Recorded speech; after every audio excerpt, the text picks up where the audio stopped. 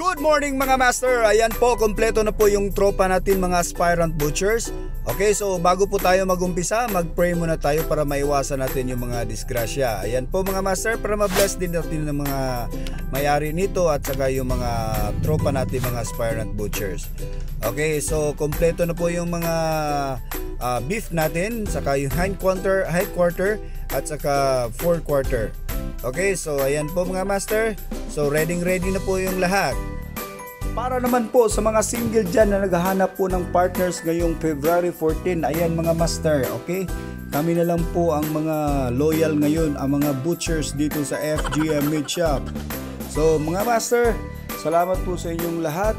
Okay, sa mga gusto pong mag-aral bilang isang beef deboner, okay, kindly drop your message and comment me in my page. Okay, salamat po sa inyo.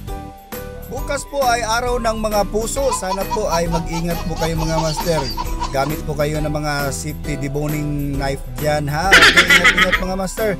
So sa lahat po sa mga master ko dyan at saka mga solid followers ko po, God bless you all mga master.